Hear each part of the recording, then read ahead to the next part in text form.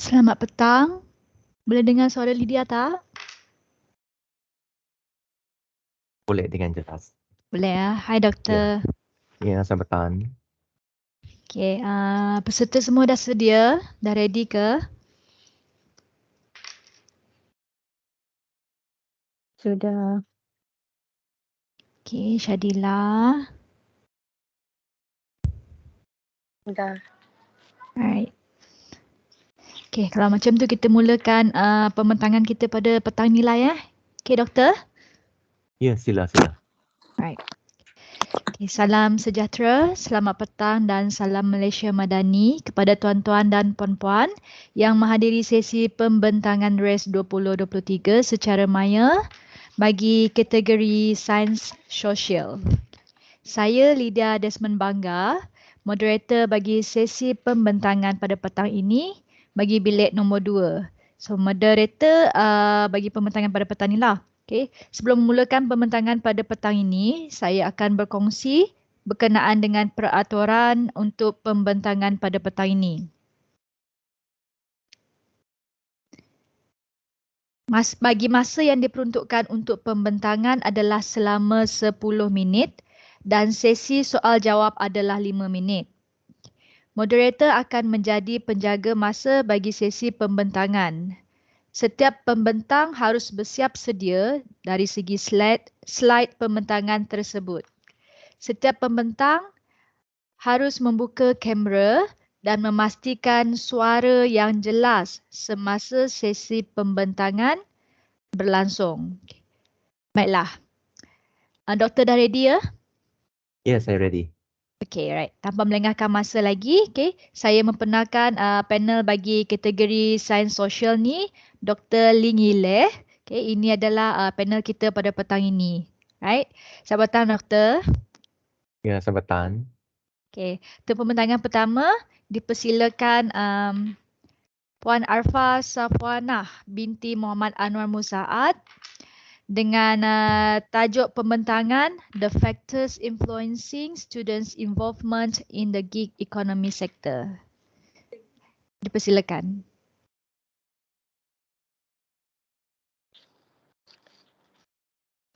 Nampak ke skrin saya? Ya, sangat jelas. Okey. Screen slide tu ke, Puan? Uh-uh. Tak nampak. Dah share Belum ke? share.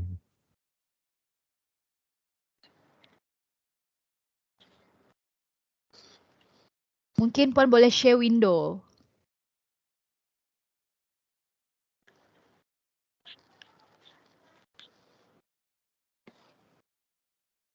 Okey. Nampak tak? Belum lagi, Puan.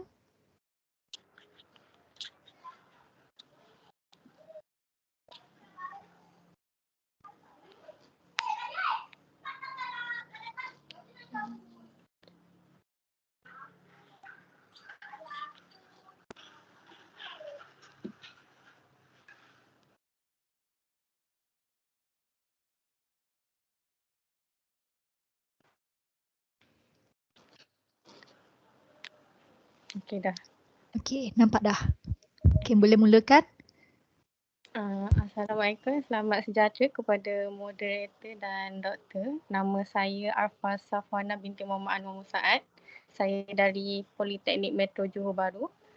Tajuk kajian saya ialah Research on Factors that Involve Student in the Gig Economy Sector. Kategori saya Social Science dan paper ID saya 030. Okay, introduction dia. Across the globe, including Malaysia, the gig economy is growing quickly. The gig economy is a type of employment that relies on technology-enabled freelance work and short-term contracts. Furthermore, it is described as the sharing economy, digital economy, collaborative economy, community-based economy, and peer economy, which all refer to the demand for and short-term supply of services or dependent on the job. Unbelievably, Malaysia currently has almost 4 million part-time employees, not to forget the student of IPTA who also took part in this sector as well. So we can see here,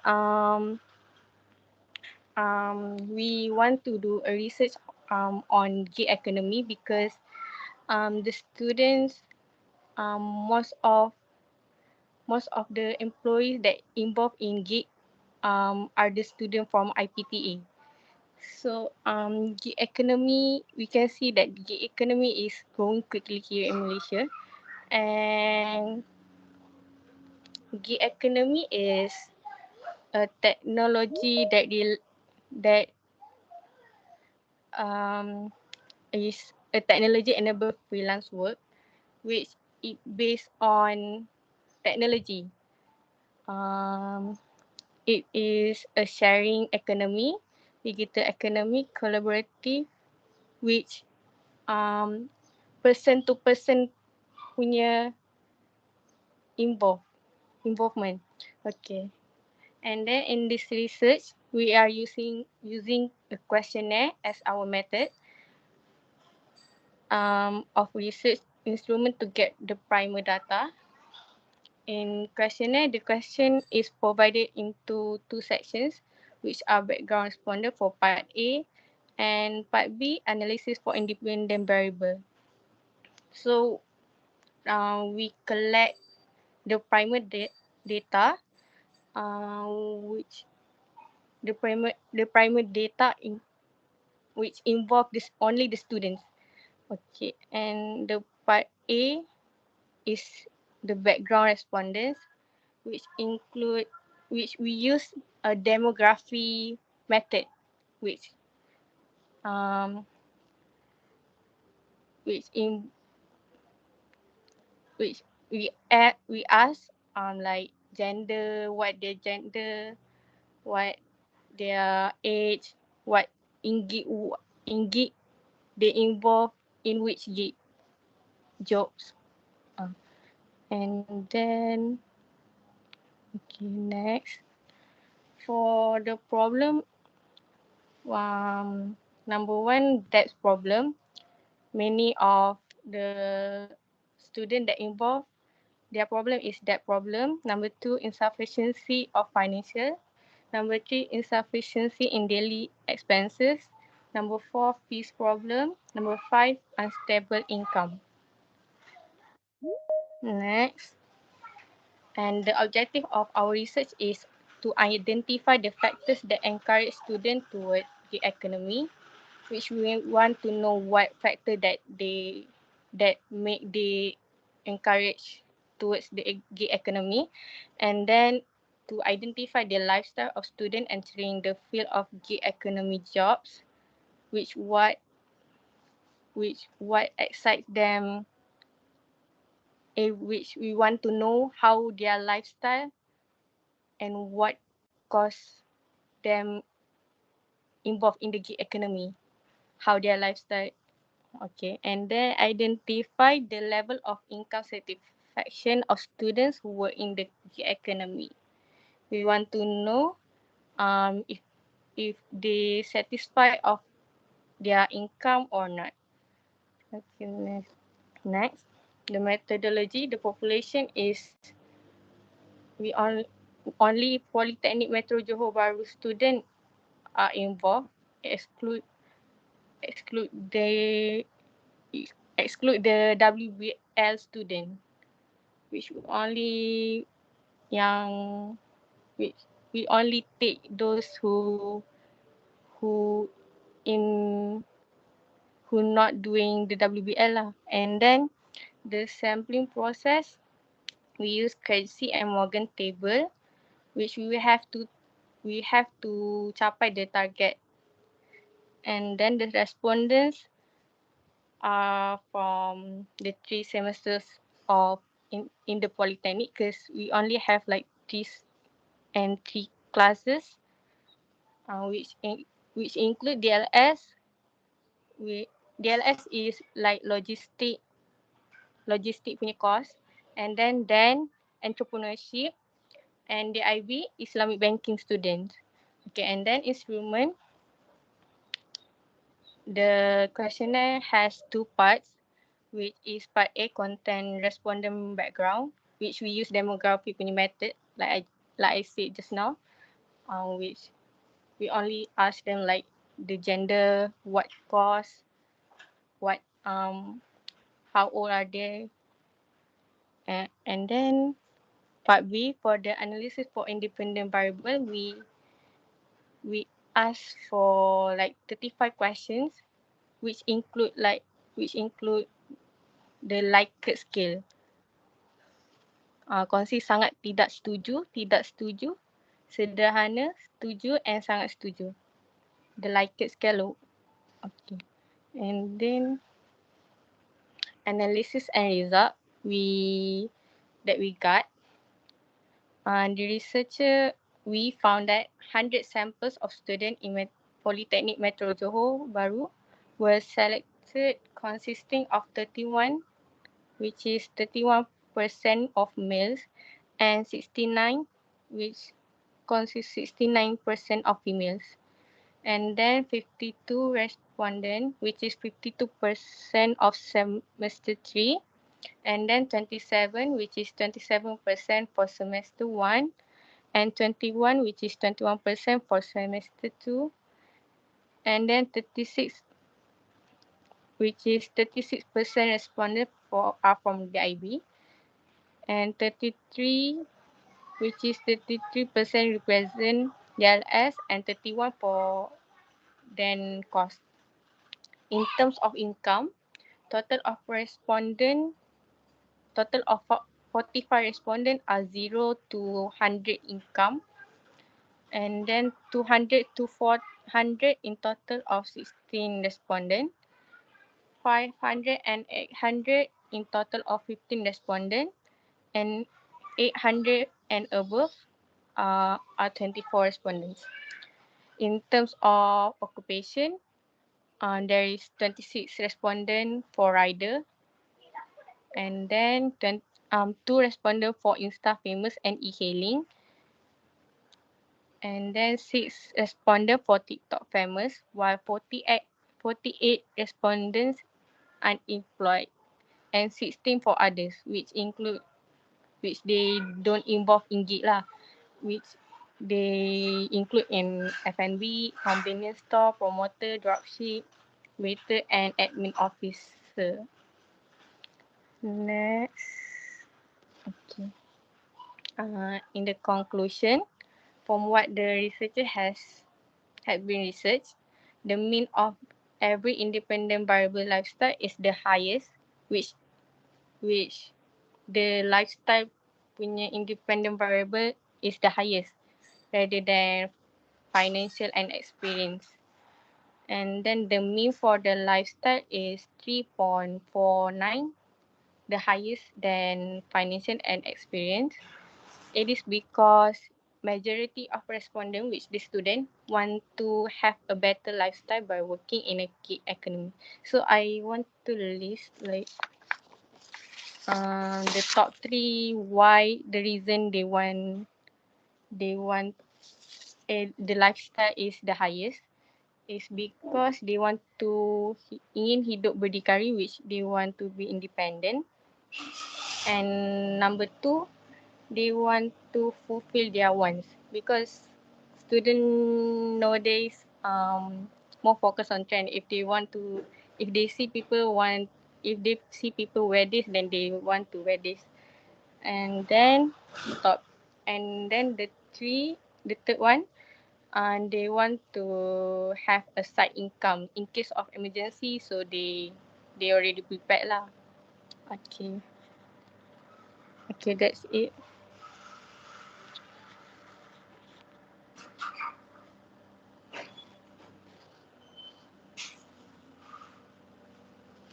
Okey, terima kasih Puan Arfa Safwana binti Muhammad Anwar Musaad dengan tajuk pembentangan The Factors Influencing Students' Involvement in the Gig Economy Sector. Okay, now I pass the next session to Dr. Ling Ying Leh.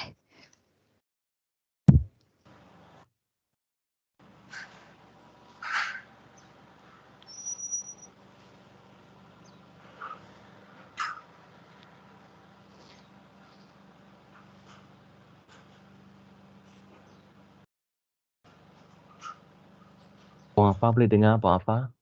Yes. Okay. Okay, terima kasih atas pembentangan yang sebenar tadi ya. So, I'm here to, how to say, to share with you a bit about my opinion on your presentation. So, hopefully, my suggestion can make you feeling better in the future to improve yourself. Huh? Okay, so there are a few things I would like to mention here.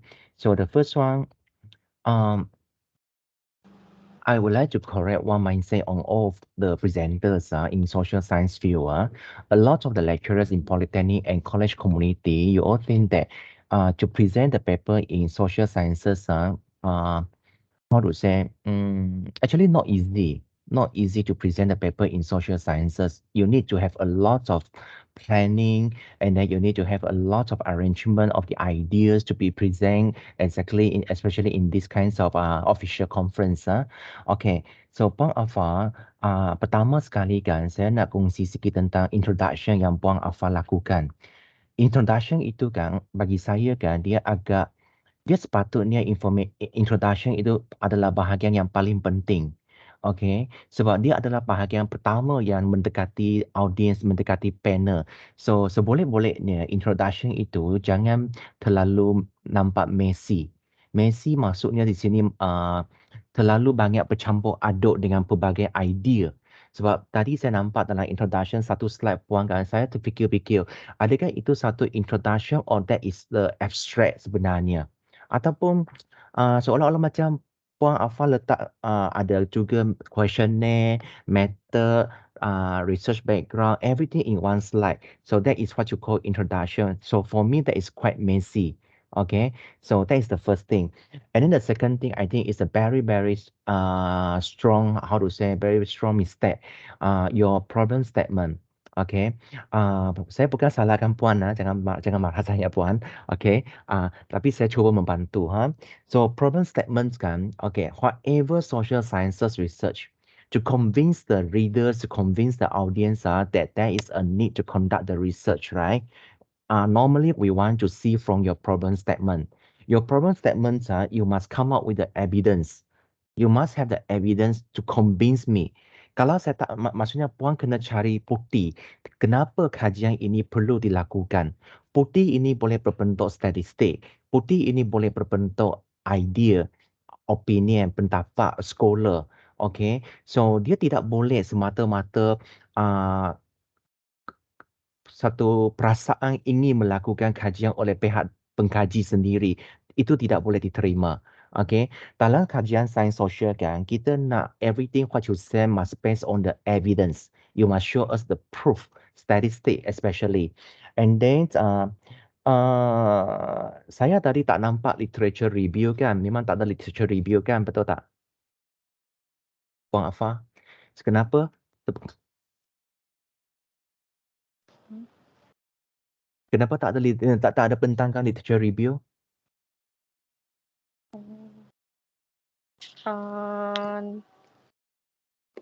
Tak jumpa. Ada, tak letak pun. Sepatutnya kan literature review mungkin kan kita letak satu slide ke dua slide kan at least kan untuk berkongsi dengan audience kan sebab bukan semua audience tahu apa itu GIG gig itu kan. Okay, so at least kita boleh letak satu hingga dua slide untuk maklumkan audience kita tentang apa itu GIG. Okay, and regarding your method sampling process, sampling process is not about Cauchy and Morgan. Okay, Cauchy and Morgan is a table for you to identify the number of the sample you need for your research. It's not about the sampling process. So sepatutnya sampling process kan, Puan Afa kena ceritakan apakah kaedah persampelan yang digunakan. Contohnya kalau Puan Afa gunakan kaedah persampelan rawat muda, then you must tell me why you want to use random sampling method. Kalau tidak, let's say purposive random sampling. Kalau tidak, let's say for example systematic random sampling. So itu barulah rendering process. So I think maybe you have some misunderstanding on the keywords you use. Okay, and then the Likert scale, that one very, very serious. Because when you say that you are using sangat tidak setuju, and then tiba-tiba keluar sederhana, and then follow up by the setuju and sangat setuju kan. In fact kan, cuba tengok sangat tidak setuju, sederhana, tiba-tiba macam stop sana. And then lepas tu kan naik lagi setuju, sangat setuju. Saya rasa mungkin Puan Afan nak letak neutral untuk menggantikan sederhana kan. Tapi sebenarnya kan dalam kajian sains sosial kita kan, kita tidak menggalakkan orang letakkan sederhana dalam lokasi tengah-tengah itu ataupun keadaan neutral. Memang kita nak elakkan benda itu. Okay, so Likert scale itu you need to study a bit. Okay, you need to study a bit about the Likert scale. So maybe you don't see the good thing about the Likert scale 5 points. Maybe you can consider Likert scale 6 points or 4 points. Mungkin 5 points. Mesti ada sebab kenapa Puan Afar pilih 4 point dan 5 point. So dalam konteks kajian Puan Afar kan, can you share with me why you choose Likert scale 5 points?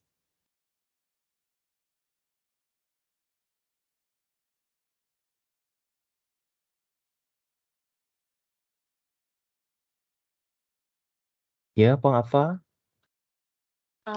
Untuk pakai kad Crabtree and Morgan tu. So kita Oh boleh tak, tidak. Likert scale 5 point tidak ada kena mengena dengan Crabtree and Morgan. Jadi mungkin Puan Afar kena study sikit tentang Likert scale juga, ha? Okay. Tak apa, you learn from here, ha? Okay. So sini adalah tempat terbaik untuk Puan Afar belajar kan? Okay. Then regarding your questionnaire, that is also another big issue. Your questionnaire, can I ask you where you get the questionnaire? Yes. Where you find the questionnaire? Questionnaire based on apa tu? Research punya, like past research orang. Past research orang, tapi Puan Afar tak sebut siapa lagi kan? So if you don't mention who to adapt or who to adopt, that is a very serious plagiarism.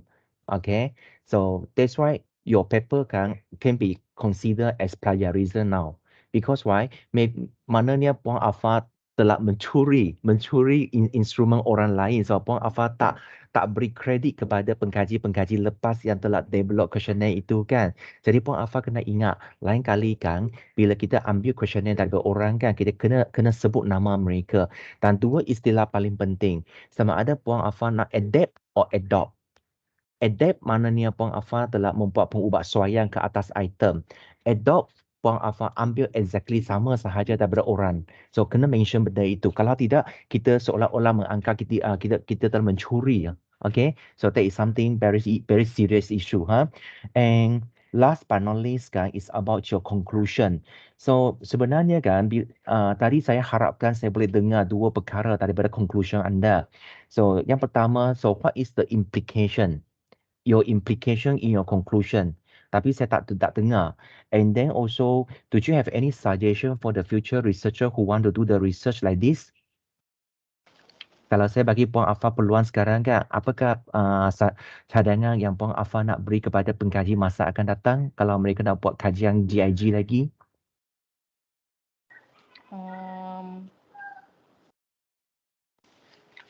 Apa ni?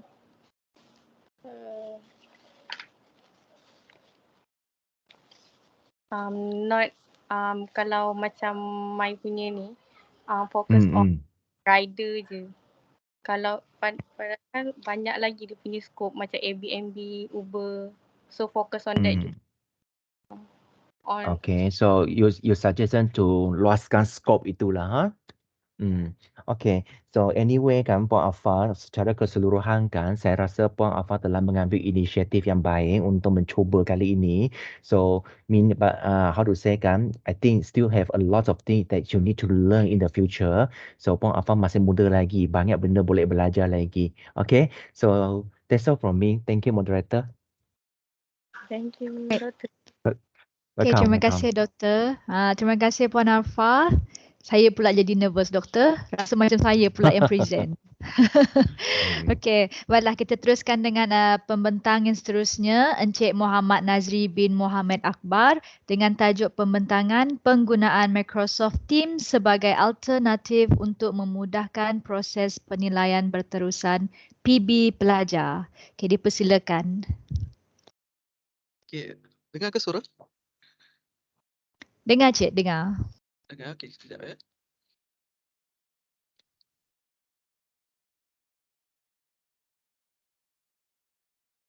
Slide saya nampak ke? Ya, nampak Cik. Boleh teruskan? Okey. Assalamualaikum dan selamat petang. Terima kasih kepada moderator yang dihormati doktor dan panel dan rakan-rakan pembentang. Saya Muhammad Nazri bin Muhammad Akbar daripada Institusi Politeknik Kuching Sarawak. Tajuk kertas konsep penggunaan Microsoft Teams sebagai alternatif untuk memudahkan proses penilaian berterusan PB pelajar. Kategori Sains Sosial, paper ID RACE 032. Okey, kandungan pembentangan, pengenalan latar belakang, penyataan masalah, objektif, metodologi, perancangan dan kajian, pelaksanaan kajian dan kesimpulan. Okey, pengenalan proses penilaian berterusan PB pelajar adalah antara satu penilaian untuk menentukan keberkesanan sesuatu proses pengajaran dan pembelajaran, PDP. Ia melibatkan proses mengukur dan membuat pertimbangan untuk menentukan tahap kefahaman, kemahiran dan kebolehan pelajar berdasar pada objektif pembelajaran dengan cara yang lebih berkesan. Aplikasi Microsoft Teams, MS Teams, dipilih sebagai salah satu perisian yang tersedia di bawah pakej Microsoft 365 untuk pendidikan. Pakej ini disediakan secara percuma oleh Microsoft melalui Kementerian Pendidikan Tinggi. Maksudnya kita dapat bawah Kementerian Pendidikan Tinggi jadi pensyarah-pensyarah menggunakan secara percuma lah. Jabatan Perdagangan JP Politeknik Kuching Sarawak secara selaras di dalam proses pengajaran dan pembelajaran secara dalam talian PDPDT sejak penularan COVID-19 tahun 2020 dan diteruskan kegunaannya sehingga sesi pengajaran dan pembelajaran secara bersemuka seperti sedia kala. Okey, di sini kita ada rajah satu yang menunjukkan Microsoft Interface yang kita guna daripada COVID sehingga kini untuk kita punya penilaian berterusan lah. Kita gunakan platform ini masih diteruskan. Latar belakang kajian, fokus kajian ini adalah untuk memudahkan pensyarah semasa proses PB pelajar yang dijalan secara atas talian dengan lebih sistematik berbanding secara bersemuka.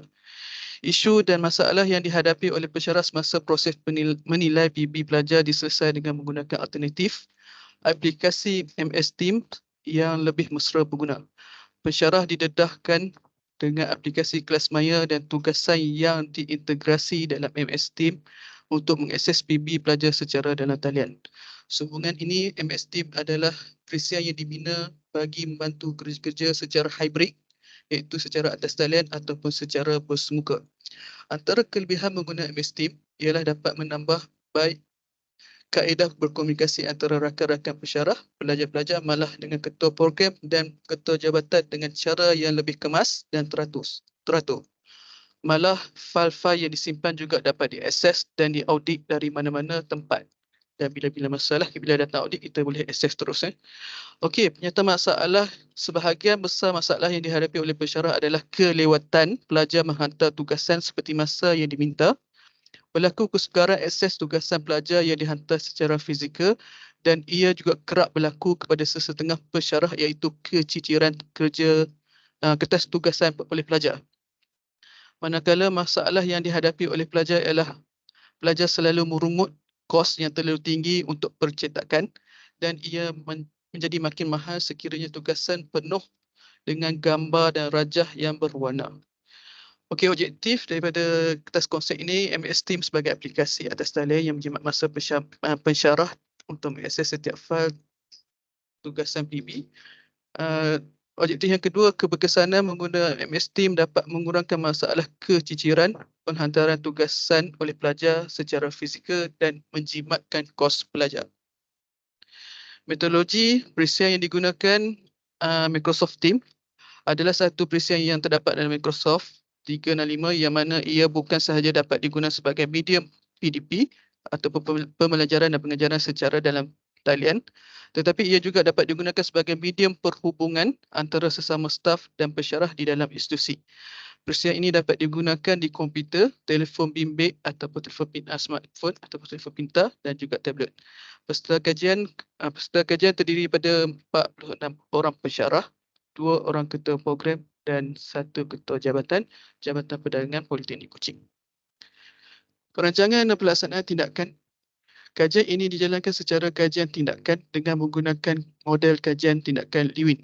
Model Lewin 1946 untuk mengenal pasti masalah yang timbul dan mencadangkan cara-cara untuk mengatasi masalah-masalah yang berkenaan.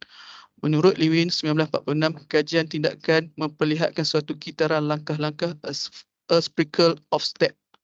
Setiap kitaran kajian tindakan mempunyai 4 langkah iaitu merancang. Pertama merancang ataupun planning. Yang kedua bertindak iaitu action. Yang ketiga meremahati observing. Dan yang keempat reflecting.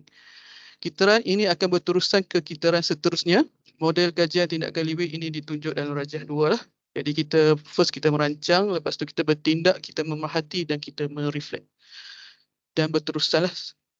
Okey, pertama perancangan pada bulan Mac tahun 2020 Malaysia diuji dengan pandemik iaitu COVID-19. Jabatan Perdagangan telah mengadakan perbincangan bersama pesyarah dengan ketua untuk mengubahkan proses penilaian pelajar, penilaian berterusan pelajar secara fizikal kepada semua proses PB pelajar secara atas talian. Sebelum kaedah baru ini diperkenalkan, kesemua PB pelajar disimpan secara fizikal oleh pesyarah kursus.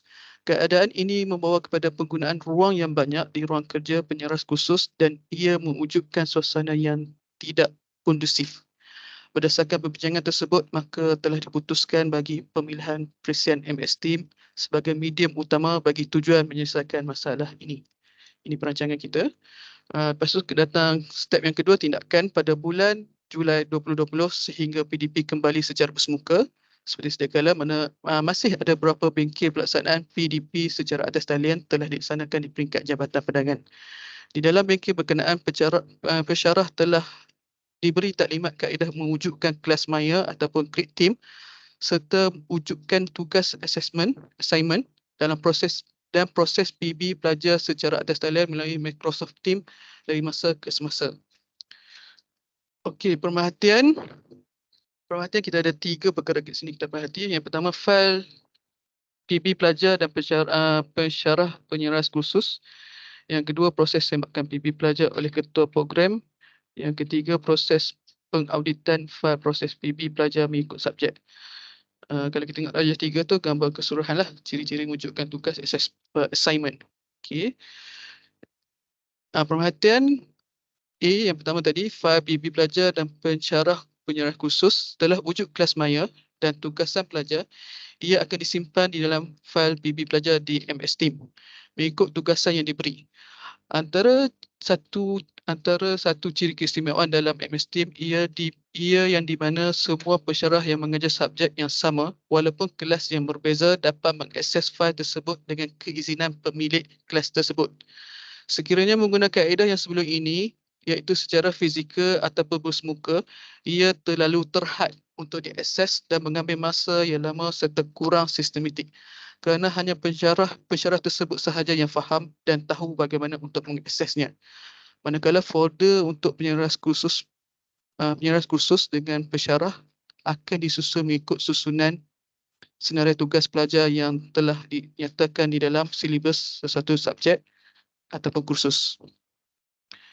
Penyeras kursus akan memuat naik segala dokumen berkaitan subjek atau kursus, tidak kira ia dalam format Microsoft Office seperti Word, Excel, PowerPoint ataupun PDF ke dalam folder yang berkenaan. Dokumen yang dimuat naik juga dapat diakses secara terus oleh pesyarah yang mengajar kursus yang sama. Okey, yang kedua, proses semakan PB pelajar oleh ketua program.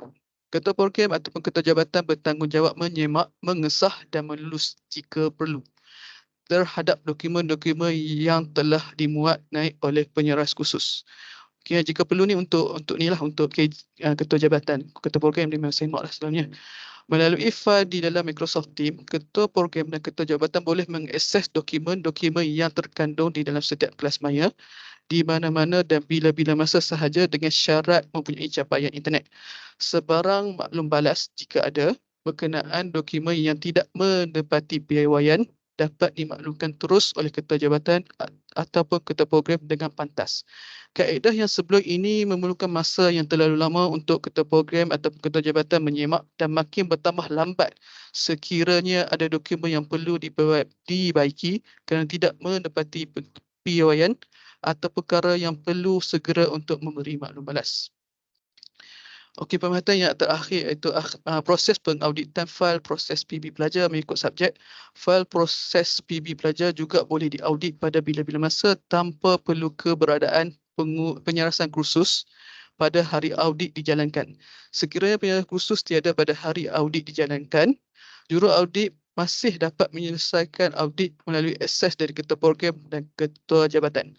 Kaedah audit PB pelajar yang sebelum ini sangat terhad dan pensyarah tersebut perlu ada secara bersemuka dan tidak dapat diakses secara fleksibel seperti kaedah atas talian yang digunakan dalam aplikasi Microsoft Teams.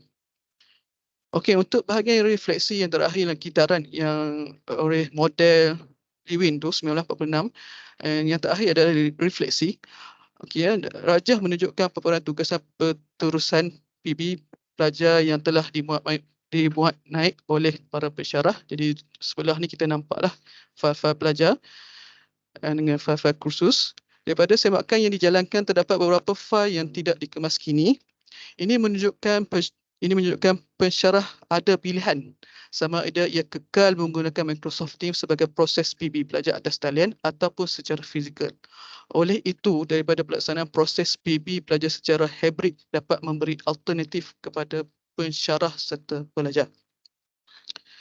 Secara kesimpulannya, berdasar rujukan daripada garis panduan yang dikeluar oleh Jabatan Pendidikan Politeknik dan Kolej Komuniti JPPPKK serta prosedur kualiti yang dikeluar oleh Unit Jaminan Kualiti, didapati fail proses penilaian berterusan PB pelajar boleh disediakan sama ada dalam bentuk fizikal ataupun secara atas talian tanpa mengubah apa-apa berkaitan dokumen kualiti serta kaedah penyimpanan PB pelajar secara atas talian.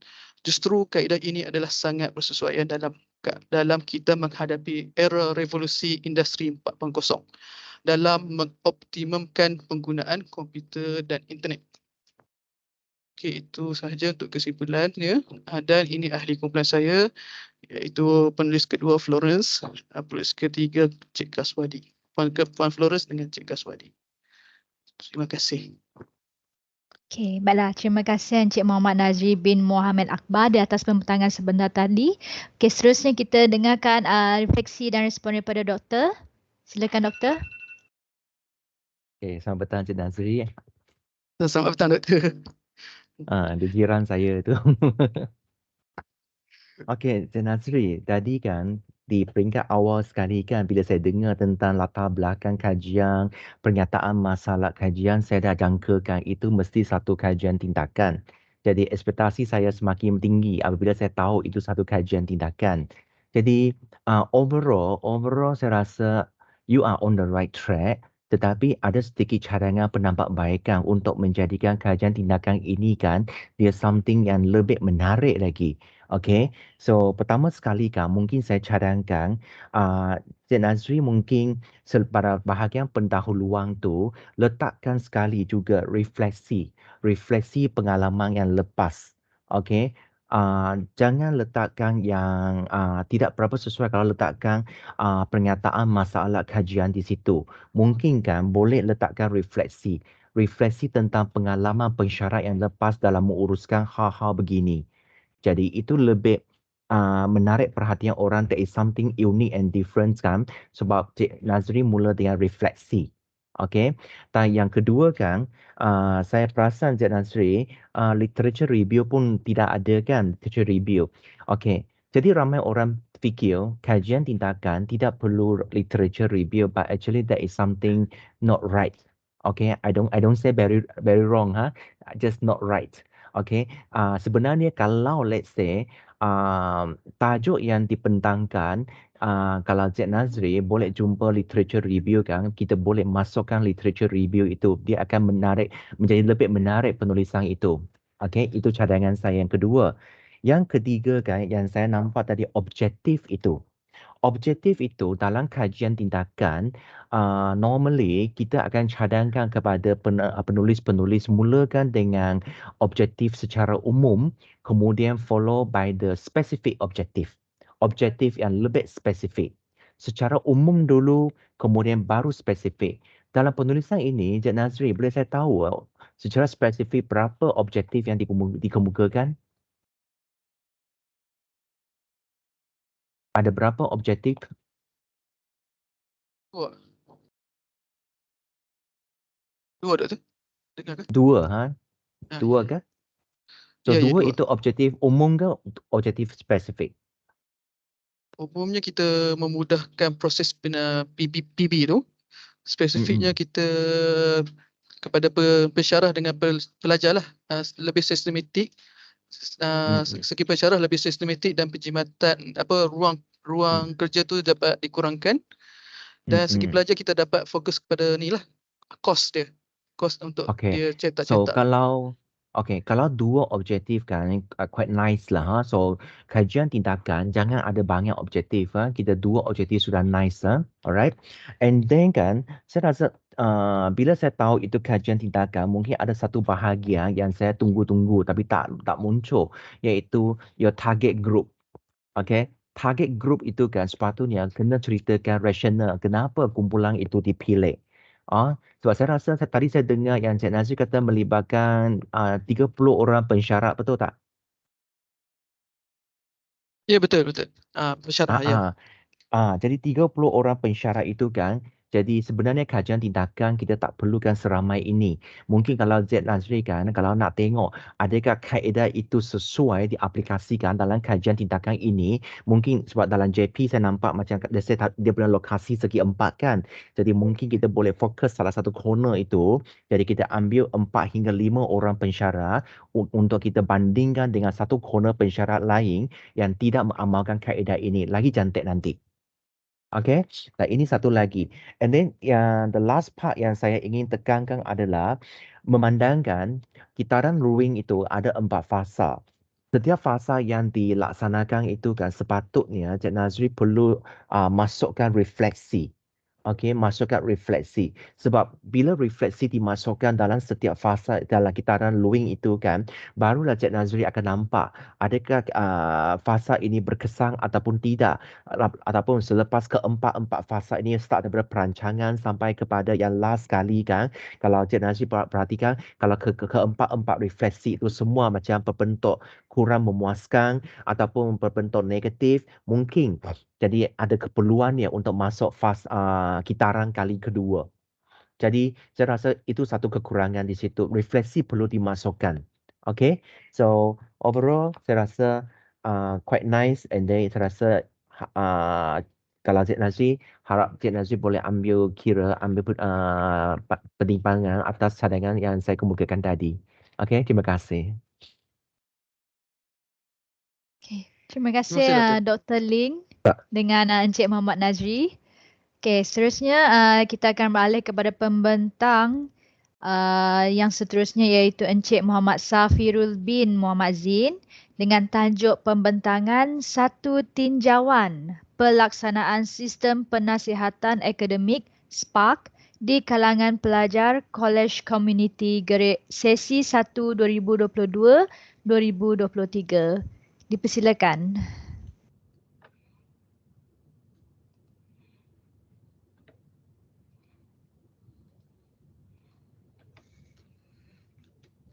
Okey, selamat petang. Boleh dengar semua saya? Boleh Encik, sangat jelas. Okey, baik.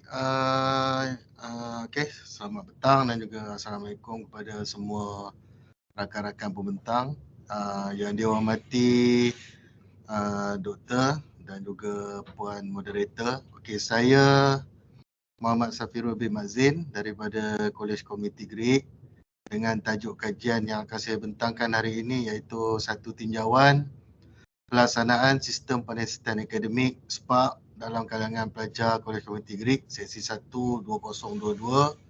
2022-2023. Kategori Sains Sosial, paper ID RAIS 0037.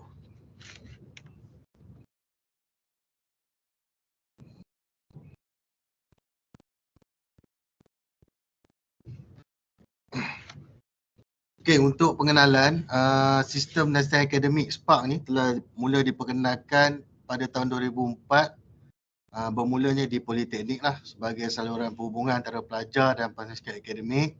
Encik Safirul, Sorry, Ya. slide yang Encik share tu rasanya tak keluar. Yang keluar ni hanya PowerPoint je. Maybe Encik Slide. kena share the whole screen. Tekan share, tekan screen tu. Sekejap, eh. Okay, boleh. Tak apa.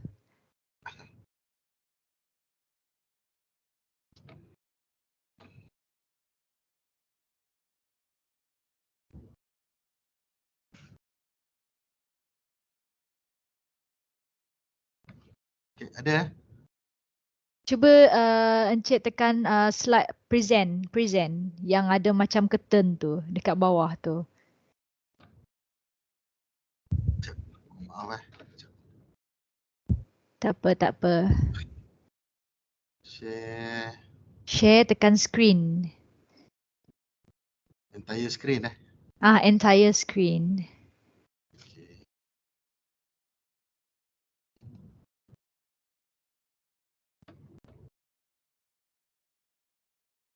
Ada? Okay. Yes, clear. Okay, boleh Okay, maaf. teruskan. Okay, baik. Okay, untuk pengenalan sistem penelitian akademik ni, SPARK telah mula diperkenalkan pada tahun 2004, iaitu pertama kalinya di Politeknik lah, sebagai saluran penghubung antara pelajar dan penelitian akademik, iaitu PA, yang bertujuan membentuk personaliti pelajar, kecerdasan akademik, kemahiran generik dan tahap kesediaan pelajar menghadapi alam kerjaya. Okey, untuk melengkapkan pelajar bersama pakej pemikiran, pembentukan sikap serta kepercayaan. Okey, satu modul yang dipanggilkan MIND, digelar MIND, iaitu modul inspirasi diri.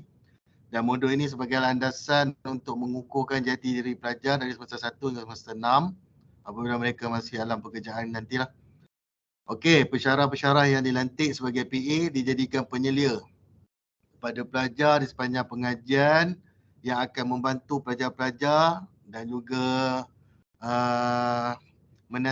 menasihati pelajar berkaitan dengan pembangunan modal insan yang holistik bersesuaian dengan kehendak industri dan juga agar pelajar-pelajar ini di masa hadapan dapat memenuhi aspirasi negara seiring dengan pelan pembangunan pendidikan Malaysia pendidikan tinggi 2015-2025. Okey, untuk kajian ini, tinjauan ini, penyataan masalahnya adalah kami ingin membuat satu tinjauan berkaitan sejauh manakah sistem SPARK ini dilaksanakan oleh pensyarah dan penasihat akademik di Kolej Komuniti buat pertama kali. Kerana untuk pertama kalinya di Kolej Komuniti Greek untuk kajian ini kita skopkan untuk Kolej Komuniti Greek, iaitu kajiannya adalah untuk pelajar-pelajar Kolej Komuniti Greek sesi 1 2022-2023. Okey. Okey, membuat analisis terhadap penilaian pelajar KK Kolej Komuniti Greek terhadap penasihat akademik dan juga sistem SPARK yang dilaksanakan pertama kali, dan juga membuat tinjauan keberkesanan berkaitan sistem SPARK yang dijalankan secara sistem atas talian. Okey, maksudnya di sini sebelum sesi 1 2022-2023 pelaksanaan SPARK ini kita laksanakan secara manual, iaitu secara perjumpaan bersemuka di antara pelajar dan juga penasihat akademik, dan juga secara semua datanya akan kita rekodkan melalui borang-borang perjumpaan PA lah. Dan untuk pertama kalinya kita nak buat kajian bila kita laksanakan sistem SPARK secara atas talian, maksudnya kita menggunakan sistem, apakah sistem ini dilaksanakan oleh pensyarah atau penasihat akademik dan juga apakah penilaian pelajar terhadap sistem ini. Okey, untuk objektif kajian ini, yang pertama kita nak mengenal pasti penilaian pelajar terhadap sistem SPARK. Yang kedua, mengenal pasti penilaian pelajar terhadap penasihat akademik mereka dan juga mengenal pasti impak penasihat akademik terhadap pelajar. Okey. Untuk metodologi kajian ini kajian berbentuk tinjauan yang dijalankan menggunakan instrumen borang soal sidik. Okey, untuk pemilihan responden adalah kalangan pelajar Kolej Komuniti Greek yang menjalani sesi 1, 2022 dan 2023. Dan jumlah responden adalah sebanyak 111 orang. Okey, dan juga keputusan analisis data dalam bentuk kekerapan dan peratusan direkodkan bagi setiap aspek yang dikaji. Okey, seterusnya untuk analisis dapatan kajian untuk responden, data belakang responden. Okey, berdasarkan jadual 1, responden dari program STM adalah sebanyak 41.4%. Situ banyak 46 orang. Program SKR, CJ kenderaan ringan 38.7%, 43 orang. Dan dari program SFP, CJ fashion dan pakaian 19.8%, sebanyak 22 orang. Okey, untuk item penilaian yang pertama, apakah penilaian pelajar terhadap sistem penilaian akademik? Jadual 2 menunjukkan pendapatan penilaian pelajar terhadap sistem PA di mana 47.6% sangat bersetuju. 44.7% bersetuju, 7.54% tidak pasti dan 0.11% tidak setuju. Dan melalui dapatan ini dapat dirumuskan bahawa majoriti responden memberikan penilaian yang baik terhadap sistem PA dan dapatan ini disokong dengan kenyataan Terta 2000 bahawa kebolehfungsian sistem penilaian akademik yang berkesan adalah komponen utama bagi pengekalan program kecemerlangan. Okey, untuk item yang kedua, apakah penilaian pelajar terhadap penasihat akademik? Okey, dapatan menunjukkan di mana 42.9% menyatakan setuju, sangat setuju, 44.7% setuju, 9.45% adalah tidak pasti, 0.45% tidak setuju dan 0.15% sangat tidak setuju. Dengan dapatan ini, majoriti responden memberikan penilaian yang baik terhadap penasihat akademik dan dapatan ini juga disokong oleh KOL 2007 iaitu pelajar akan selalu mendapatkan bimbingan dan nasihat sekiranya mereka berpuas hati dan berpandangan positif terhadap peranan penasihat akademik sepanjang tempoh pengajian. Okey, dapat dirumuskan juga bahawa melalui pendapat KOL 2007 ini dengan dapatan kita iaitu sebanyak 42.9% sangat setuju dan 44.7% bersetuju iaitu penasihat akademik mereka membantu dalam permasalahan dan juga setiap masalah ataupun pandangan ataupun maklumat yang ingin pelajar cari. Dan seterusnya item yang ketiga, apakah impak penasihatan akademik kepada pelajar? Okey, melalui dapatan iaitu sebanyak 38.3% menyatakan sangat setuju, 46.6% bersetuju, 14% tidak pasti, 0.9% tidak setuju dan 0.23% sangat tidak setuju.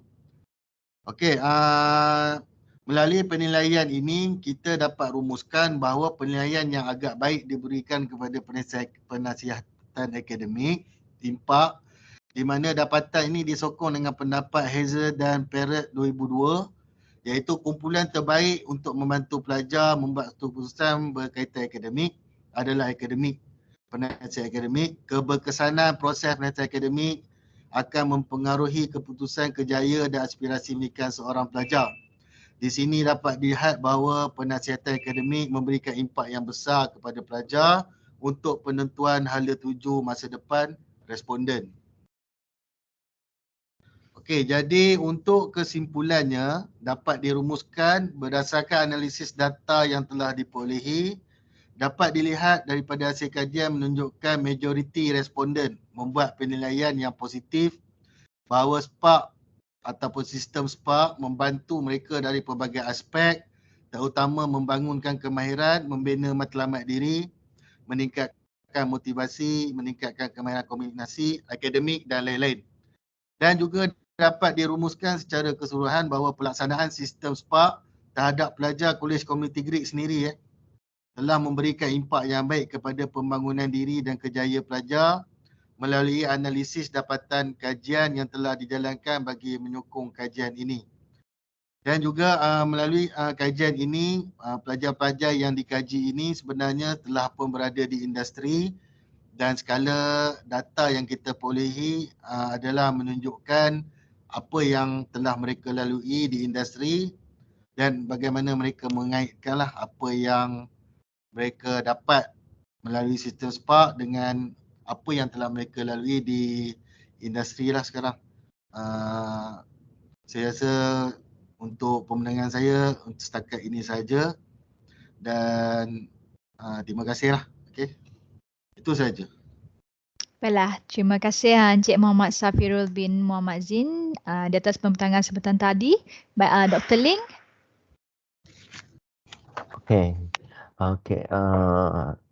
Cik Safri, betul? Safirul. Safirul, Cik Safirul. Yes. Okay. Ya. Cik Safirul di mana? Ada. Next page kau ada tak? Okey, saya ada sedikit cadangan kepada Cik Safiru. Mungkin Cik Safiru kalau rasa sesuai, mungkin sebagai cadangan penambahbaikan di masa akan datang. Sebab saya nampak tajuk kajian ini kan lebih kepada pelaksanaan Spark di College Community Gerik, betul tak? Ya. Jadi, saya tak berapa galakkan dalam tajuk itu letak perkataan sesi berapa. Just letak kata pelaksanaan Spark di College Community Gerik, lepas tu satu tinjauan cukup. Okey. Sebab nanti siapa yang terlibat dalam kajian ini kan, saya rasa Cik akan sebut di dalam bahagian responden dan di bahagian sampel nanti. Okey, kita balik kepada cadangan saya kan. Okey, pernyataan masalah. Saya masih lagi kan bertanya-tanya kenapa nak lakukan kajian ini kan. Okey, yang pelik adalah jawapan tak nampak di dalam pernyataan masalah kajian, tapi jawapan nampak di belakang. Jawapan Cik letak di belakang. Sebenarnya Cik ada jawapan sudah saya nampak. So, mungkin dalam hal ini kan saya rasa Cik boleh cuba kaitkan kepentingan penasihatan kepada pelajar. Okey, sebagai apa yang hendak dipamerkan di dalam pernyataan masalah. Okey, dan kemudian mungkin kaitkan juga dengan isu-isu ataupun masalah-masalah pelajar. Okey, yang how to say kan, yang menarik perhatian kita di mana terdapat keperluan untuk Spark ini kan terus memainkan peranan. Jadi kalau Cik boleh juga kemukakan yang katakan contohnya sedikit statistik ataupun beberapa contoh kejadian yang berlaku kan di mana-mana college community. Tak payah sebut nama college community. Kita boleh simpan nama college community. So kita just kata inilah yang berlaku. Jadi nampak kita perlukan amalan Spark ini diteruskan. Okey. Dan begitu juga saya rasa kan Cik menghadapi masalah yang sama seperti pembentang-pembentang yang lain di mana tidak ada literature review juga. Okey. Sebenarnya dalam pembentangan pada Cik kali ini kan saya rasa literature review Cik boleh fokus kepada kepentingan Spark. Kepentingan Spark kepada pelajar itu cukup. Cik itu sudah cantik. Okey, tak payah sebut yang lain. Sebut saja kepentingan Spark. Kemudian saya tertarik dengan satu slide di mana Cik sebut tentang kaedah persempelan. Boleh tak saya tahu apa kaedah persempelan yang Cik gunakan untuk kajian ini? Sebab Cik hanya sebut kaedah persempelan tapi tak sebut apa kaedah persempelan itu. Okey, kaedah persempelan tu saya guna skala Likert 1 sampai 5. Maksudnya Cik tidak faham. Tidak faham apa maksud kaedah persempelan. Tak apa Cik. Belajar, kita belajar. Jadi kaedah persempelan itu maksudnya kan Cik akan gunakan apakah cara untuk memilih kumpulan responden supaya mereka boleh mengambil bahagian dalam kajian Cik. Jadi itu maksudnya kaedah pemilihan sampel sebenarnya. Okey. Likert scale adalah Likert scale. Likert scale bukan kaedah persempelan. Dua perkara berbeza. Itulah yang terbaik kan datang conference kita belajar kan.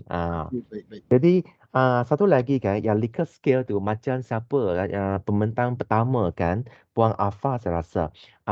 Jangan letak tengah-tengah tidak pasti. Tidak pasti, sederhana, neutral, tidak mau letak. Okey. Cik boleh letak satu sangat tidak setuju, setuju, sangat setuju tapi jangan letak neutral. Jangan letak tidak pasti. Okey? Dia seolah-olah macam kita speed kereta kan 10 km per hour, 20 km per hour, tiba-tiba tidak pasti, berhenti sana. Jadi kalau cik berhenti di sana kan, kereta belakang semua langgar ke depan. Okay. Dan the last one kan, saya nampak satu bagaimana hendak membantu cik untuk present in the future kan, satu kajian yang lebih menarik memandangkan cik pilih spark. Why not kan in the future cik buat satu kajian lagi di mana cik bandingkan kumpulan spark yang dikaji dalam satu, katakan contoh semester satu kan. Okey, dalam sem satu kita kaji tinjauan itu ke atas pelajar, ke atas spark.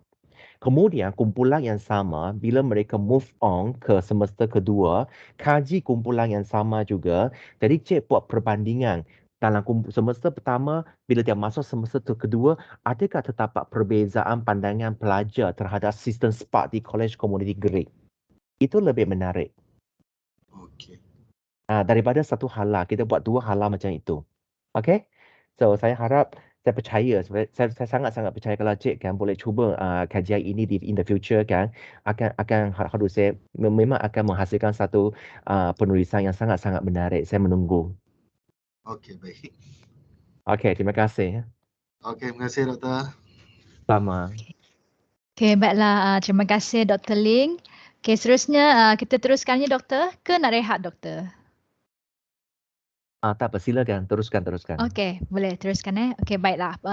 Pembentang seterusnya kita jemput, kita persilakan Puan Syadila binti Aid dengan tajuk pembentangan Analisa Pemantauan Pengajaran dan Pembelajaran Politeknik Muazzam Shah dari Perspektif Pegawai Pemantauan dan Pelajar. Dipersilakan Puan.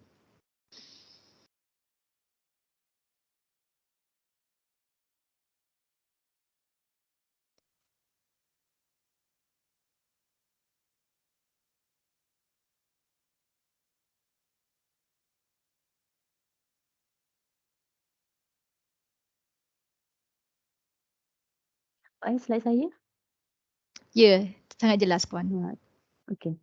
Assalamualaikum dan selamat petang kepada semua. Terima kasih yang dihormati Dr. Ling dan juga Puan Moderator. Saya Syadila binti Aid dari Politeknik Muazzam Shah. Saya akan membentangkan kajian saya yang bertajuk kajian terhadap pemantauan pengajaran dan pembelajaran Politeknik Muazzam Shah dari perspektif pegawai pemantau dan juga pelajar. Pengenalan, secara umumnya pengajaran dan juga pembelajaran ataupun kita sebut sebagai PDP merupakan aktiviti yang sangat penting untuk menyampaikan dan mengembangkan ilmu pengetahuan di sebuah institusi pendidikan. Pengajaran dan juga pembelajaran ini mempunyai dua elemen yang sangat penting, iaitu aktiviti penyampaian ilmu pengetahuan oleh pensyarah dan juga proses interaksi antara pelajar dan pensyarah. Menurut Ahmad Firdaus 2021, seseorang pendidik haruslah mempunyai elemen kompetisi dan nilai profesionalisme dalam jati diri mereka. Elemen ini termasuklah penguasaan dalam bidang PDP mereka, nilai profesionalisme dan juga pengurusan kelas. Ciri-ciri elemen ini contohnya adalah penggunaan strategi dan kaedah mengajar yang bersesuaian dengan tahap kecerdasan dan pengetahuan pelajar. Bagi memampankan proses PDP itu sendiri, pelaksanaan OBE adalah sebagai salah satu aktiviti ataupun elemen bagi menyokong PDP. Pelaksanaan OBE dalam PDP ini adalah bertujuan menghasilkan graduan yang selaras dengan kehendak dan juga keperluan negara. Konsep pembelajaran berasaskan OBE adalah berpusatkan hasil dan objektif yang terdiri daripada struktur dan kandungan kurikulum, kaedah pengajaran, latihan dan penempatan pelajar serta penilaian pelajar. Menurut Muhammad Jalaini 2007, kualiti graduan yang dihasilkan oleh sesebuah universiti mempunyai hubung kait yang sangat rapat dengan kualiti, proses dan persekitaran pembelajaran yang diamalkan oleh sesebuah universiti tersebut. Sebagai penambahan, pensyarah juga perlu berusaha meningkatkan kemahiran dan keupayaan mereka dalam proses PDP mereka. Selain daripada itu, proses PDP pensyarah itu sendiri seharusnya perlu dinilai agar PDP itu berada pada landasan yang betul bagi mewujudkan proses PDP yang berinteraktif dan inovatif. terdapat dua objektif bagi kajian yang dibuat. Okey, objektif yang pertama adalah mengkaji dapatan penilaian dari pensyarah pemantau dan penilaian dari pelajar bagi item outcome based education ataupun OBE dalam pemantauan pensyarah Politeknik Muazzam Shah. Objektif kedua, mengkaji dapatan penilaian dari pensyarah pemantau dan penilaian dari pelajar bagi item kompetensi dan profesionalism dalam pemantauan pensyarah Politeknik Muazzam Shah. Okay. Kenapa kajian ini dijalankan? Kerana kami dapati terdapat ada terdapat kekeliruan ataupun pertanyaan lah. Okay. Permasalahan itu didapati daripada laporan pemantauan, di mana laporan pemantauan pensyarah ini dijana melalui sistem STMP. Okay. Laporan pemantauan ini dijana setiap tahun. Dan apabila dijana, didapati kebanyakannya purata penilaian pemantauan yang dibuat menunjukkan nilai pemantauan yang sangat tinggi, iaitu antara 85% hingga 100%. Kesan daripada purata penilaian yang sangat tinggi ini, kita dapati pensyarah tidak dapat menatasi di mana kelebihan ataupun kelemahan serta kekurangan mereka sendiri, kaedah PDP mereka yang dipakai semasa mereka menjalankan proses PDP.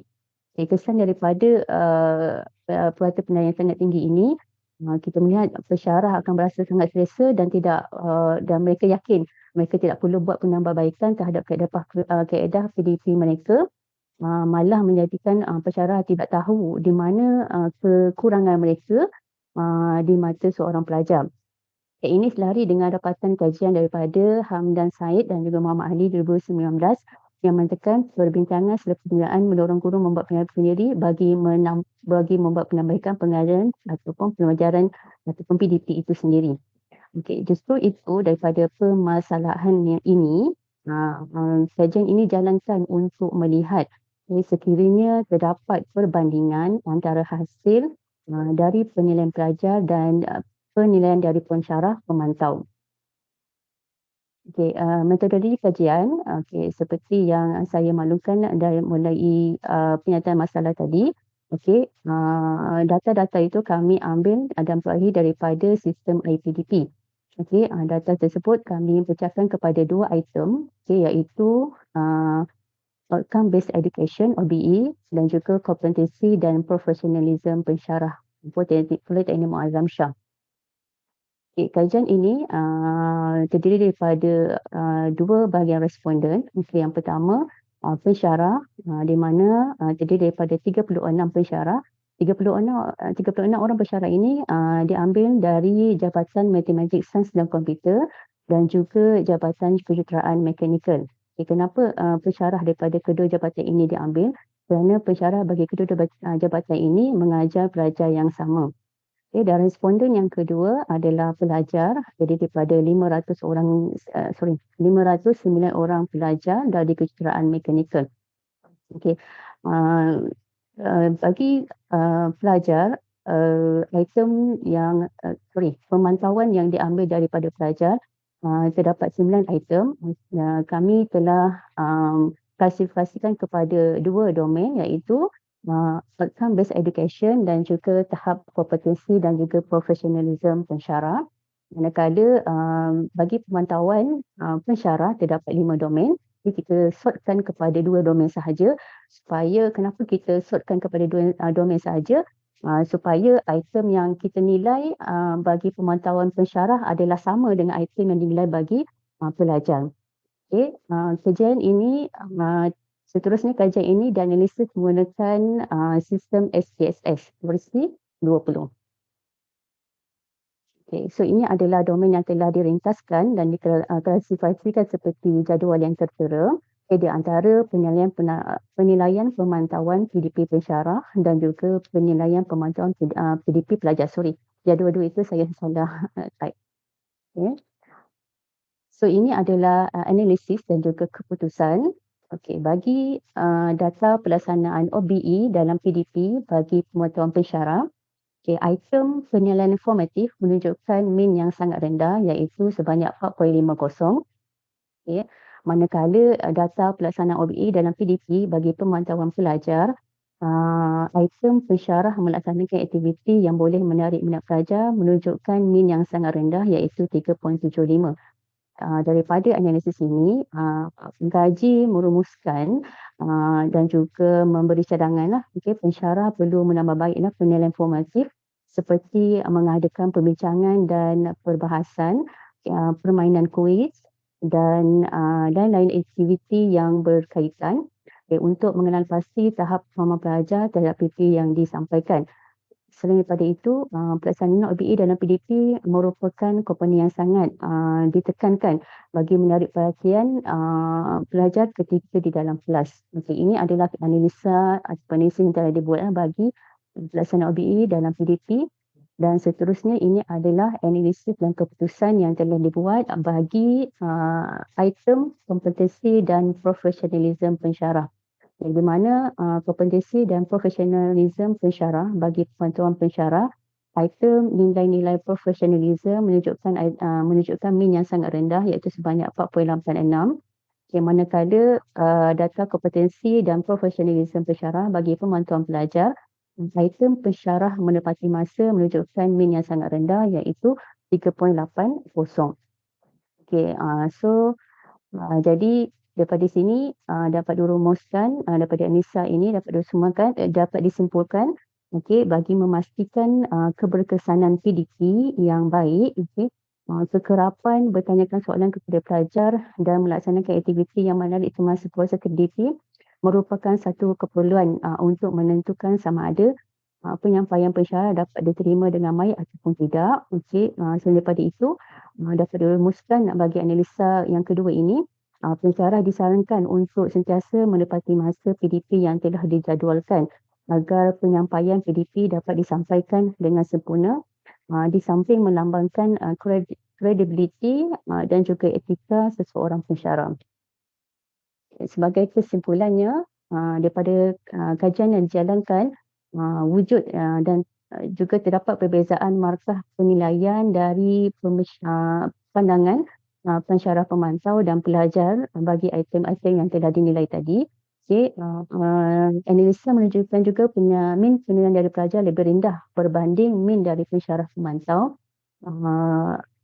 Justru itu, penambahbaikan dalam kaedah pengajaran pensyarah dan menambah baik aktiviti yang lebih menarik minat pelajar semasa sesi PDP dilaksanakan perlu dilakukan. Ini bagi memastikan penilaian dari sudut pandangan pemantauan pensyarah dan pelajar tidak terlalu ketara. Sekian, itu sahaja daripada saya. Okey, baiklah. Terima kasih Puan Syadila. Okey, seterusnya kita serahkan sesi kepada Dr. Ling. Okay, selamat petang Puan. Petang. Sepanjang penyampaian Puan, saya fikir bagaimana hendak menampak baik kajian ini. Jadi, bila saya fikirkan Puan melakukan kajian ini, adakah bertujuan untuk melihat perbezaan ketara di antara kedua-dua kumpulan pelajar dengan pensyarah atas markah pemantauan yang dikumpul? Jadi, kalau yes, then saya tanya diri pula, saya kata, is there anything wrong? Ya, betul. Saya pun tertanya juga macam tu sebab kami buat bertiga kan. Lepas tu cuma kami nak lihatlah sebab bila dalam laporan tu kita pensyarah hanya boleh dapat lihat dia punya persen je kan. Tapi dia tak tahu item dalam laporan tu apa dia. Apa item yang menyebabkan markah dia jadi tinggi dan apa item yang menyebabkan markah dia jadi kurang. Pensyarah tak tahu itu semua. So kita lihat kan kita ada penilaian daripada segi pensyarah dan juga pelajar. So kita ambil item yang relate antara kedua-dua penilaian pemantau pensyarah dan juga pelajar. That's why saya pecahkan kepada dua domain tadi, dua domain OBE dan juga domain kompetensi pensyarah. Jadi maknanya sepatutnya kita nak highlight sebenarnya kan apa kriteria yang paling ketara kalau banding dengan kedua-dua kategori yang dinilai. Macam mana doktor? Maksudnya kalau Mm-mm. yang pensyarat yang menilai dengan pelajar yang menilai, okey, Mm-mm. masing-masing tidak sama. Mhm. Jadi kajian ini sebenarnya nak menunjukkan perbezaan itu ke, nak membandingkan perbezaan itu ke, ataupun secara lebih jelas apa tujuan sebenar nak melakukan perbandingan itu. Nak menunjukkan perbezaan. Apa item yang menjadikan markah itu kurang dari segi penilaian pelajar dan juga apa yang membuatkan markah itu tinggi dari segi penilaian pensyarah. Ha. Jadi maknanya tak payah banding sebenarnya. Dua-dua nak kita present sahaja. Betul tak? Ha. Tapi kami melihat itulah perbandingan dekat situ untuk lihat Sebab markah. tadi bila saya tengok tadi dalam bahagian pernyataan masalah, Puang ada ceritakan tentang istilah membandingkan. Kemudian bila saya tengok tajuk itu pun kan, seolah-olah macam audience akan rasa sangat confusing. Sebenarnya kan, kalau boleh kan, kita terus tukar tajuk kan kepada, kita boleh kata pemantauan ke arah penambahbaikan pengajaran dan pembelajaran. Sebab kita bukan nak tengok kan sejauh mana beza ketara antara kedua-dua kumpulan itu. Tapi kita sebenarnya nak tunjukkan bagaimana penilaian pelajar kepada pensyarat itu dan bagaimana pensyarat pula menilai itu kan. Nak orang yang dinilai itu, pegawai yang dinilai itu tahu kriteria mana yang rendah markah, kriteria mana yang sederhana markah. Betul kan? Jadi Betul. sebenarnya tajuk itu kan agak mengelirukan orang. Jadi saya tadi saya fikir. Jadi lebih sesuai kalau kita ubah tajuk kepada pemantauan pensyarat ke arah penambahbaikan PDP. Dan lepas tu kan, satu lagi yang nampak agak ketara kan dalam pembentangan tadi adalah saya nampak pernyataan masalah itu. Pernyataan masalah itu dengan statement hendak membandingkan tapatan penilaian pelajar dan penilaian daripada pensyarat pemantau. Dia macam seolah-olah macam something yang tidak konsisten. Okay, jadi dalam kajian sains sosial kan, apa yang kita nak adalah bila dia punya pernyataan masalah itu kan, apa yang diceritakan itu mesti adalah something yang tidak konsisten dan kita nak kaji benda itu. Jadi biasanya kan, mungkin Puan boleh ambil cadangan saya, bila kita menulis pernyataan masalah, okay, first step kita tulis tentang consistent statement. Best statement. Okay, best statement. Kemudian inconsistent statement. Okay. Lepas tu baru kita buat speculation. Kemudian baru kita hasilkan objektif. Dan dia tak akan lari jauh. Okay. So sekarang kan, tadi actually quite nice. Overall suatapatan anda kan, ada sokongan, ada perbincangan. Saya rasa quite nice sebenarnya. Cuma kan, bila saya dengar kan, saya rasa makin confusing saya. Okay, so I think tajuk itu yang membuat saya confused sebenarnya tajuk itu. But overall quite nice lah, huh? Okay, so cadangan terakhir saya in the future kan, bila Puan nak buat kajian seperti ini kan, Puan kena pasti dulu kenapa perlu melaksanakan kajian ini. Okay, apakah impaknya? Kepada kajian ini kepada individu ataupun kelompok-kelompok tertentu. Okay, sebab kajian sains sosial dia banyak perancangan kita perlu buat. Okay, banyak perancangan kita kena buat dengan teliti. Okay, so overall saya rasa itu saja yang saya nak membantu Puan in the future. Okay, alright, thank you Terima kasih, Puan. Doktor. Sama. Okay, terima kasih kepada Puan Syadila binti Aid di atas pembentangan sebentar tadi. Okay, seterusnya pembentang yang terakhir. Kita jemput dan persilakan Puan Salwa binti Anwar dengan tajuk pembentangan penerimaan penggunaan sistem e-doku dalam pengurusan kursus pendek pembelajaran sepanjang hayat. Dipersilakan. Share. Slide.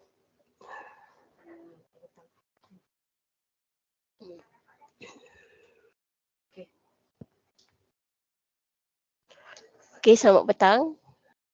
Selamat petang Puan. Oh, tak boleh nampak. Okey. Okey, saya Salwa binti Anwar daripada Koalisi Pendidikan Jaya. Tajuk kajian persepsi pensyarah terhadap sistem IDOKU dalam pengurusan kursus pendek pembelajaran semenjak hayat. Kategori Sains Sosial, paper ID Riser 040.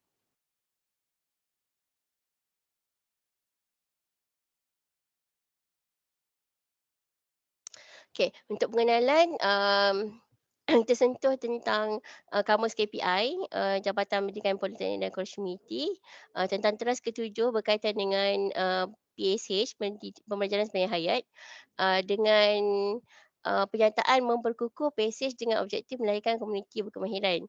Jadi dengan adanya KPI ni, setiap koalisi komuniti mempunyai KPI-nya sendiri, dan pensyarah perlu menyediakan dokumen yang lengkap dan melaksanakan KPI ni mengikut garis panduan sebagai pembuktian KPI. Walau bagaimanapun ketakselarasan dokumen disebabkan dalam melaksanakan kursus pendek pembelajaran sepanjang hayat kita ada beberapa peringkat. Jadi ada beberapa dokumen yang berbeza. Ketidakselasan dokumen ni menyebabkan pensyarah biasanya enggan melaksanakan kursus pendek sebab rasa terbeban untuk melaksanakannya. Okey, dekat sini kita lihat keperluan sistem berpusat secara atas talian bagi meningkatkan kecekapan pengurusan dan capaian dokumen. Okey, dalam kajian kita ni kita embedkan model penerimaan TAM oleh Davis 1989, iaitu model penerimaan teknologi yang menerangkan penerimaan sistem maklumat oleh individu ditentukan oleh dua faktor utama, iaitu faktor penggunaan dan faktor kemudahgunaan. Kita dapat beberapa kajian sebelum yang menggunakan TAM dalam dalam mengkaji penggunaan sistem masing-masing. Contohnya Ruslan, Nur Azwa dan Naun dalam penggunaan TAM dalam menentukan hubungan penggunaan sistem e-dagang, dan Nur Azian, Zulkarnain dan Siti Hajar pada 2021 dengan kajian penerimaan pelajar terhadap teknologi bergantung kepada penggunaan dan kemudahan suatu sistem lah. Jadi dia pun turut menggunakan pakai konsep atau model TAM. Okey.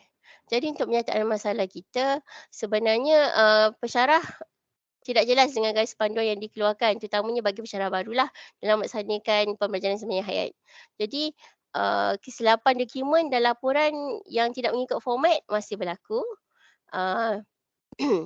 Tugas sampingan dan proses pengajaran dan pembelajaran yang memiliki pelbagai dokumen dan garis panduan yang berbeza juga menyebabkan pensyarah keliru dalam proses penyediaan dokumen kursus pendek pembelajaran sepanjang hayat. Okey, jadi melalui penyataan masalah ni kita dah bangunkan sistem e-doku. Sistem e-doku dibangunkan dan keperluan kajian ni adalah untuk menilai semula untuk mendapatkan maklum balas pengguna berkaitan dengan penggunaan sistem e-doku. Okey, jadi apa yang kita kaji adalah lebih kepada persepsi pensyarah itu sendiri dari segi penerimaan pensyarah terhadap sistem dan keberkesanan sistem itu sendirilah daripada persepsi. Okey, jadi kita ada dua objektif. Objektif pertama mengenai pasti persepsi pensyarah terhadap penerimaan penggunaan sistem e-doku, dan objektif kedua adalah mengenai pasti keberkesanan sistem e-doku dalam meningkatkan kecekapan pengurusan PSH.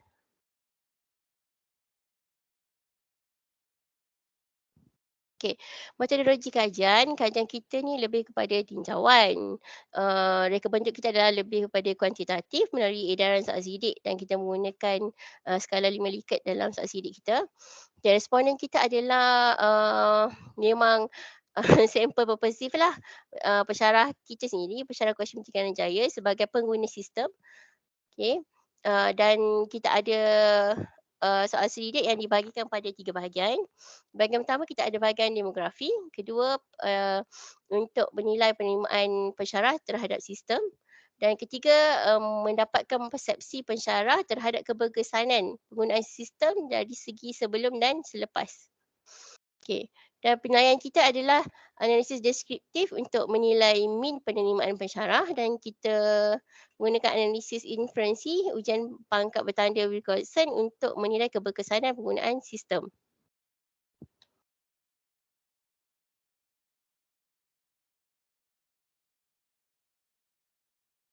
Okey. untuk keputusan kita. Untuk bahagian demografi, 55% daripada responden terdiri daripada perempuan dan 45% adalah lelaki. Dan pengalaman masing-masing mempunyai pengalaman 6 tahun ke atas 8 orang, 2 hingga 5 tahun 8 orang dan kurang daripada 1 tahun 4 orang. Okey. Daripada segi penerimaan pensyarah, kita dapati tahap penerimaan terhadap sistem adalah tinggi, iaitu 4.5. Di mana konstruk kemudahan adalah 4.5 tinggi dan konstruk kegunaan juga adalah tinggi 4.49. Okay, jadi kita dapati penerimaan pensyarah ni maksudnya penggunaan sistem ni sesuai digunakan untuk memudahkan pensyarah dalam pengurusan PSH. Okay. Kita kaji daripada keberkesanan sistem pula. Daripada segi keberkesanan, kita dapatkan respon pensyarah sebelum dan selepas penggunaan sistem. Okey, jadi sebelum penggunaan sistem, kita dah berikan soalan dan selepas kita dapatkan feedback dan kita dapati keseluruhannya 60%, keberkesanannya meningkat positif 60%. Okey, kalau kita tengok peningkatan skor daripada analisis, pensyarah mengatakan PSH mudah dilaksanakan 68%, lebih faham peranan 64%, dia peningkatan skor dia lebih tinggilah 64% lebih tinggi. Kefahaman proses atau prosedur 62% lebih tinggi, 58% untuk capaian pantas dokumen, 57% untuk kejelasan penggunaan borang, 57% peningkatan untuk penjimatan masa dan 54% untuk panduan pelaksanaan yang lebih jelas lah. Okey, jadi dari segi perbincangan kajian, kita dapati tanggapan penerimaan yang sangat baik daripada responden, aspek kegunaan dan kemudahan sistem. Okey, tahap penerimaan terhadap sistem e-doku adalah tinggi. Okey, dan hasil daripada dapatan kita ini selari dengan Donaldson yang menyatakan bahawa satu sistem tidak dapat mencapai potensi sepenuhnya jika pensyarah menolak pelaksanaannya. Jadi kita buat kajian penerimaan ni supaya kita nak tahu pensyarah terima atau tolak sistem kita. Kalau tolak kenapa dan apa yang perlu kita tambah baiklah. Dan menurut Lam, Wong, Cheng Ho dan Yuan, salah satu faktor kepenentu kejayaan dalam menentukan sistem dalam kelompok staf atau pensyarah adalah tahap kesediaan dan penerimaan pengguna terhadap sistem itu sendiri. Jadi secara kesimpulannya, sistem e-doku adalah berguna kerana ia membolehkan pensyarah mengakses panduan pengurusan PSH yang sistematik dengan maklumat sahih yang selari dengan garis panduan terkini. Kita dapati juga penggunaan sistem dapat mempermudah pelaksanaan kursus pendek kerana mempunyai kandungan dokumen yang komprehensif. Penggunaan sistem didapati berkesan dalam meningkatkan kemahiran pensyarah mengurus aktiviti pembelajaran sepanjang hayat. Dan penggunaan sistem didapati memudahkan pelaksanaan kursus pendek dengan penggunaan borang yang lebih jelas, menjadikan pengguna lebih faham peranan dan prosedur, membolehkan capaian dokumen PSH yang lebih pantas dan menjimatkan masa.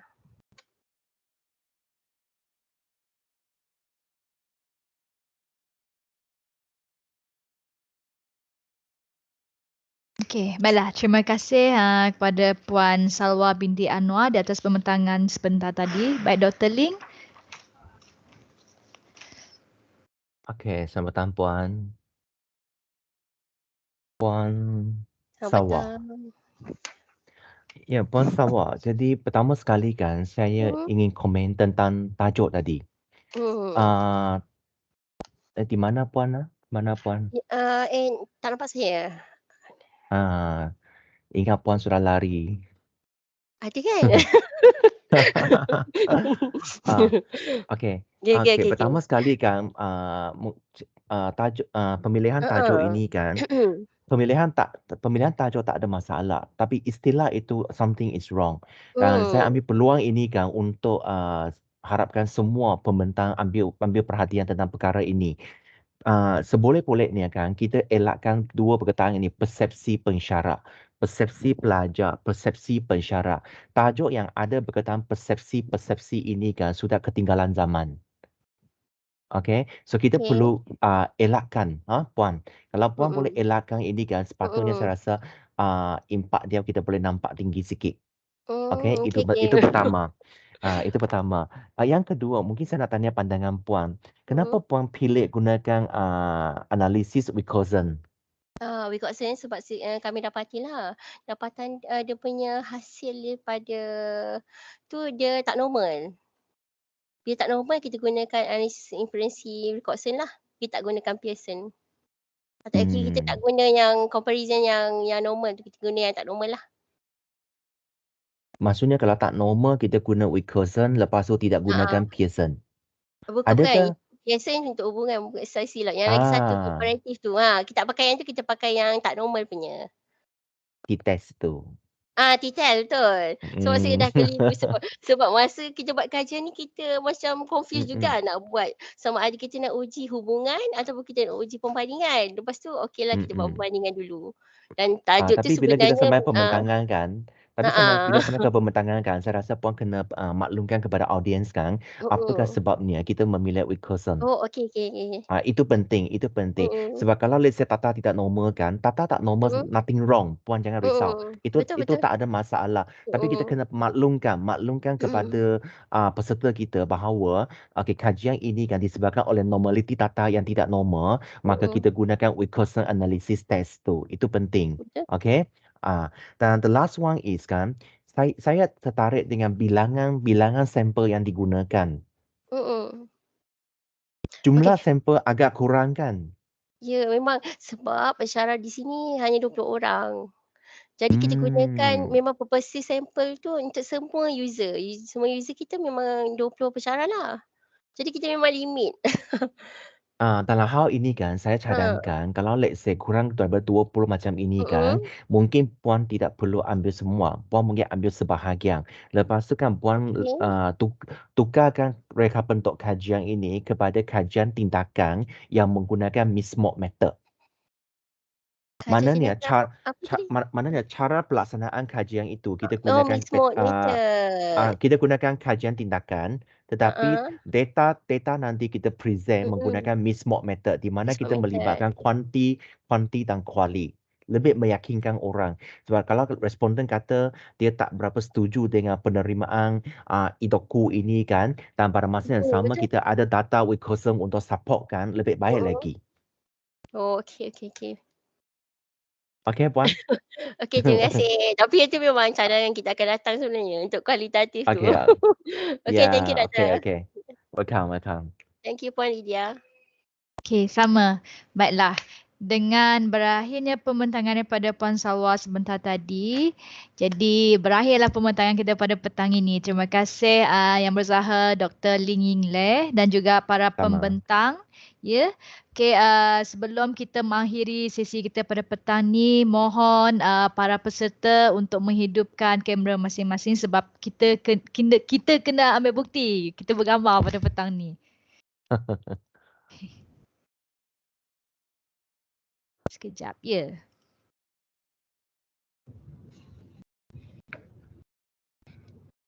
Okay, Puan Azwa, dia tak on kamera. Okay, tak apalah. Okay, ready? Dah, okay. Dah datang. Okay, right. Kita tunggu dia sebentar ya. Maybe connectivity dia tak okay.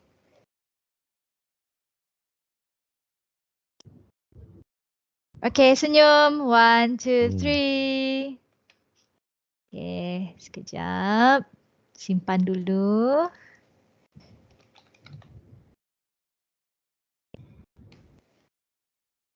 Sekali lagi. 1, 2, 3. Okay, thank you. Dengan ini, saya Lydia Desmond Bangga mewakili pihak penganjur RES 2023 memohon maaf sekiranya terdapat kekurangan bagi sesi pembentangan kali ini. Diharap para peserta dapat sertai lagi untuk penganjuran pada tahun ataupun sesi yang akan datang. Sekian, terima kasih. Selamat petang semua. Okey, terima kasih Sama. semua. Terima kasih Bu Nadia. Terima kasih. Terima kasih Terima Doktor. kasih. Sama. Terima kasih doktor. Okey, sama-sama. Bye. Bye.